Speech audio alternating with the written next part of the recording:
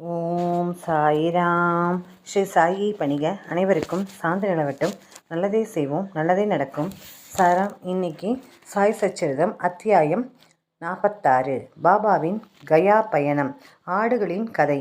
இந்த அத்தியாயம் ஷாமா காசி, பிரயாகை, கயா முதலிய இடங்களுக்கு பயணம் செல்வதையும் பாபா எங்கனம் அவருக்கு முன்னால் சென்று அங்கிருந்தார் என்பதையும் விளக்குகிறது. மேலும் 2 ஆடுகளை பற்றிய பாபாவின் பழைய நினைவுகளையும் விவரிக்கிறது. முன்னுரை. ஓ சாயி, தங்களது பாதங்களும் தங்களை பற்றிய நினைவுகளும் தங்களது தரிசனமும் புனிதமானவை. அவை எங்களை கர்ம தளைகளிலிருந்து விடுவிக்கிறது.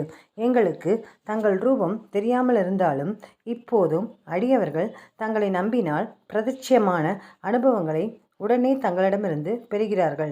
கட்புலனுக்கு தென்படாத சூட்சமமான நூலால் தாங்கள் அருகிலும் தொலைவிலும் உள்ள பக்தர்களை தங்கள் பாத கமலங்களுக்கு ஈர்த்து இழுத்து அன்பும் பாசமும் உள்ள தாயாரைப் போல அரவணைக்கிறீர்கள். தாங்கள் எங்கு இருக்கிறீர்கள் என்பதை அடியவர்கள் அறியவில்லை என்றாலும் தாங்கள் அவர்களின் அருகிலேயே இருந்து அவர்களுக்கு உதவி புரிந்து ஆதரிக்கிறீர்கள் என்பதை கடைமுடிவாக அவர்கள் உணர்ந்து கொள்ளும்படி அவ்வளவு சாமர்த்தியமாக நூலை இழுக்கிறீர்கள். தங்கள் அகங்காரத்தின் காரணமாக புத்திசாலிகள், அறிவாளிகள், கற்றறிந்தோர் இவர்கள் எல்லோரும் சம்சார குழியில் விழுகிறார்கள். ஆனால் மிகவும் ஏழ்மையான சாதாரண பக்தர்களை தங்கள் சக்தியினால் காப்பாற்றுகிறீர்கள். ஆன்மஸ்வரூபமாகவும் யாரும் அறியாதபடியும் எல்லா லீலைகளையும் புரிந்துவிட்டு அவற்றுடன் எவ்வித தொடர்பும் இல்லாதது போல் தோற்றமளிக்கிறீர்கள். தாங்களே செயல்களை செய்கிறீர்கள், ஆனால் செய்யாதவரை போன்று காட்சியளிக்கிறீர்கள். ஒருவருக்கும் ஒருபோதும் தங்கள் வாழ்க்கையை பற்றி தெரியாது. எனவே எங்களது பாவங்களை போக்கும் எங்களுக்குண்டான சிறந்த வழி மனம், மொழி, மெய் இவற்றால் தங்கள் பாதார விந்தங்களை சரணடைந்து தங்களது நாமத்தை எப்போதும் ஸ்மரணம் செய்வதே ஆகும். அடியவர்களின் ஆசைகளை தாங்கள் பூர்த்தி செய்கிறீர்கள். அற்றவர்களுக்கு பேரானந்த பெருநிலையை அளிக்கிறீர்கள். தங்கள் இனிமையான பெயரை ஸ்மரணம் செய்வதே அடியவர்களுக்கு மிக மிக எளிதான சாதனமாகும். இச்சாதனங்களால் ராஜச தாமச பண்புகள் மறைந்து சத்வகுணமும் நேர்மையும் முக்கியத்துவமும் அடைகின்றன. விவேகம், பற்றின்மை, ஞானம் முதலியவையும் தொடர்கின்றன. பின்னர் நாம் நமது ஆன்மாவுடனும் குருவிடமும் ஒன்றிவிடுவோம். இதுவே குருவிடம் பூரண சரணாகதி அடைவது என்பதாகும். நமது மனம் அமைதியும் சாந்தியும் பெறுவதே இதற்கான ஒரே நிச்சயமான அடையாளமாகும். இச்சரணாகதி, பக்தி, ஞானம் இவற்றின் பெருமை தனித்தன்மை வாய்ந்தது. ஏனெனில் அமைதி, பற்றின்மை, புகழ், முக்தி முதலியவை அதை தொடர்ந்து வருகின்றன. ஒரு அடியவரை பாபா ஏற்றுக்கொண்டால் அவரை அவர் தொடர்கிறார். இரவும் பகலும் வீட்டிலும் வெளியிலும் அவருடனேயே இருக்கிறார். அவர் விரும்பியவாறு எங்கு வேண்டுமானாலும் செல்லட்டும். அறிவு கெட்டாத வகையில் ஏதாவது ஒரு ரூபத்தில் அவருக்கு முன்பாகவே சென்று பாபா அங்கு இருக்கிறார். கீழ்வரும் கதை இதை விளக்குகிறது. கயா பயணம். காக்கா சாஹிப் தீட்சித் சாய்பாபாவுக்கு அறிமுகப்படுத்தப்பட்ட சில நாட்களுக்கு பிறகு தனது மூத்த மகன் பாபாவுக்கு நாக்பூரில் பூநூல் திருமணம் நிகழ்த்த நிச்சயித்தார். ஏறக்குறைய அதே தருணம் நானா சாஹிப் சாந்தோர்கர் தமது மூத்த மகனுக்கு குவாலியரில் திருமண வைபவம் நிகழ்த்த நிச்சயித்தார். தீட்சித், சாந்தோர்கர் ஆகிய இருவரும் ஷீரடிக்கு வந்து இவ்வைபவங்களுக்கு பாபாவை அன்புடன் வரவேற்றனர். தமது பிரதிநிதியாக ஷாமாவை ஏற்றுக்கொள்ளும்படி பாபா அவர்களிடம் கூறினார். அவரே நேரடியாக வரவேண்டும் என்று வற்புறுத்தப்பட்ட போது ஷாமாவை அவர்களுடன் கூட்டிக் கொண்டு செல்லும்படி அவர்களிடம் கூறி காசிக்கும் பிரயாகைக்கும் சென்ற பின்பு நாம் ஷாமாவை விட முன்னால் இருப்போம் என்று கூறினார். இத்தருணம் பாபாவின் மொழிகளை குறித்து கொள்ளுங்கள், ஏனெனில் அவைகள் அவரின் சர்வ வியாபகத்தை காண்பிக்கின்றன. ஷாமா பாபாவின் அனுமதியை பெற்றுக்கொண்டு இந்த வைபவங்கள், விழாக்கள் ஆகியவற்றிற்காக நாக்பூருக்கும் குவாலியருக்கும் சென்றுவிட்டு பின்னர் காசி, பிரயாகை மற்றும் கயாவுக்கு செல்ல தீர்மானித்தார். ஆபா கோதேவும் அவருடன் செல்வதாக இருந்தார். இருவரும் முதலில் நாக்பூருக்கு பூநூல் விழாவுக்கு சென்றனர். காக்கா சாஹிப் தீட்சித் ஷாமாவுக்கு அவரின் செலவுக்காக ரூபாய் 200 கொடுத்தார். பின்னர் அவர்கள் குவாலியருக்கு திருமண வைபவத்துக்காக சென்றனர். அங்கே நானா சாஹேப் சாந்தோர்கர் ஷாமாவுக்கு 100 ரூபாயும் அவரது சம்பந்தியான ஜடார் 100 ரூபாயும் கொடுத்தனர். பின்னர் ஷாமா காசி, அயோத்தி முதலிய இடங்களுக்கு சென்றார். காசியில் ஜடாரின் அழகான லக்ஷ்மி நாராயணர் கோவிலிலும், அயோத்தியில் ராமர் கோவிலிலும் ஜடாரின் மேனேஜரால் நன்கு வரவேற்கப்பட்டார். அவர்கள் அயோத்தியில் 21 நாட்களும், காசியில் 2 மாதங்களும் தங்கினர். பின்னர் அங்கிருந்து கயாவுக்கு புறப்பட்டனர். கயாவில் பிளேக் பரவியிருக்கிறது என்பதை ரயிலில் அவர்கள் கேள்விப்பட்டு மனக்லேசம் அடைந்தனர். இரவில் கயா ஸ்டேஷனில் இறங்கி தர்மசாலையில் தங்கினார்கள். காலையில் கயாவாலா யாத்ரிகர்களுக்கு உணவும் இருப்பிடமும் அளிக்கும் அந்தனர். அந்த யாத்ரிகர்கள் எல்லாம் முன்னரே புறப்பட்டு விட்டனர். நீங்களும் சீக்கிரம் புறப்படுவது நல்லது என்றார்.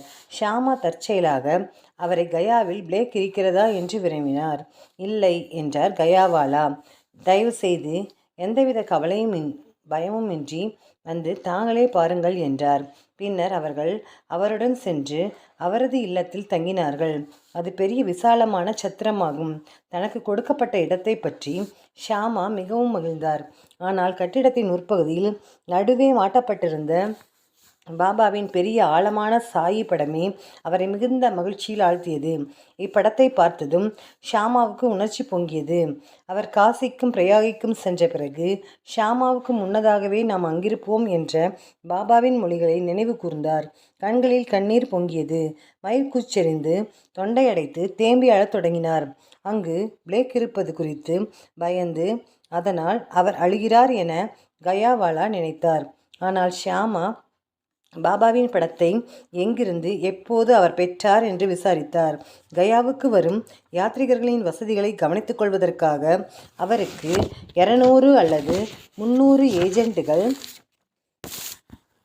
மன்வாடிலும் பூந்தாம்பேயிலும் வேலை செய்வதாகவும் அவர்களிடமிருந்து பாபாவின் புகழை கேள்விப்பட்டதாகவும் கூறினார்.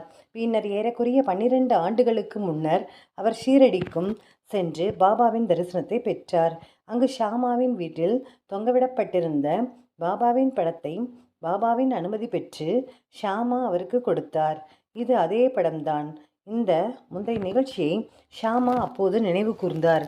முன்னால் தனக்கு படிவன்பு புரிந்த அதே ஷாமாதான் தனது விருந்தினர் என்று தெரிந்தவுடன் கயாவாலாவுக்கு மிகவும் மகிழ்ச்சி கரை காணவில்லை.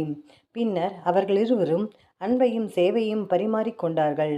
மிக மிக உற்சாகத்துடனும் மகிழ்ச்சியுடனும் இருந்தனர். கயாவாலா அவருக்கு சரியான அவச்சாரம் செய்தார். அவர் பெரும் பணக்காரர்.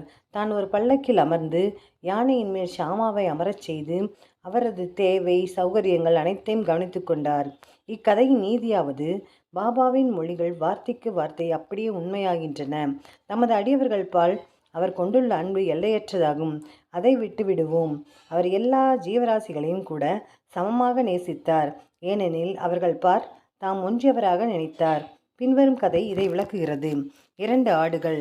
ஒருமுறை லெண்டியிலிருந்து பாபா திரும்பி வந்து கொண்டிருந்த போது ஆட்டு மந்தையொன்றை கண்டார். அவைகளில் 2 அவரின் கவனத்தை கவர்ந்தன. அவைகளிடம் சென்று அவற்றை தடவி கொடுத்து அன்பு செலுத்தி அவைகளை ரூபாய் 32க்கு விலைக்கு வாங்கினார்.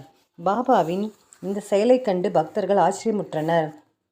வியாபாரத்தில் பாபா ஏமாற்றப்பட்டார் எனவும், ஒரு ஆடு ரூபாய் 2 வீதம் அல்லது அதிகபட்சம் ரூபாய் 3 வீதம் அல்லது ரூபாய் 4 வீதம், 2 ஆடும் ரூபாய் 8 மட்டுமே பெறும் எனவும் நினைத்தனர். அவர்கள் இதற்காக பாபாவை கடிந்து கொண்டனர். ஆனால் பாபா அமைதியாகவும் மகிழ்ச்சியாகவும் இருந்தார். ஷாமாவும் தாத்யா கோத்தேவும் அதற்கு விளக்கம் கேட்டனர். தமக்கென வீடும் கவனிக்க குடும்பமும் இல்லாதபடியால் தாம் பணத்தை சேமிக்கக்கூடாது என்று அவர்கள் கூறினர். தமது செலவில் 4 சேர் பருப்பு வாங்கி ஆடுகளுக்கு அளிக்கும்படி கூறினார். இது முடிந்த பின் பாபா ஆடுகளை மந்தையின் சொந்தக்காரருக்கு கொடுத்துவிட்டு ஆடுகளை பற்றிய தமது பழைய ஞாபகத்தையும் கீழ்கண்ட கதையையும் கூறினார். ஓ ஷியாமா, தாத்யா, இவ்வியாபாரத்தில் நான் ஏமாற்றப்பட்டு விட்டேன் என்று நீங்கள் நினைக்கிறீர்கள். கிடையாது. அவைகளின் கதையை கேளுங்கள். அவைகளின் முந்தைய பிறவியில் மனிதர்களாயிருந்தனர். எனது நண்பர்களாயிருந்து எனது அருகில் அமரும் நல்லதிர்ஷ்டம் பெற்றிருந்தனர். அவர்கள் ஒரு தாய் மக்கள். முதலில் ஒருவரையொருவர் நேசித்தனர். ஆனால் பிற்காலத்தில் பகையாளிகளாய் மாறிவிட்டனர். மூத்தவன் சோம்பேறி, பின்னவன் சுறுசுறுப்பானவன். ஆதலால் பெரும்பொருள் ஈட்டினான். மூத்தவன் பேராசையும் பொறாமையும் கொண்டு பின்னவனை கொன்று பணத்தை எடுத்துக்கொள்ள விரும்பினான். தங்கள் சகோதர உறவை மறந்து ஒருவருடன் ஒருவர் சண்டை போடத் தொடங்கினர். மூத்தவன் இளையவனை கொல்ல பல வழிமுறைகளை கையாண்டு அவனது முயற்சிகளில் தோல்வியடைந்தான்.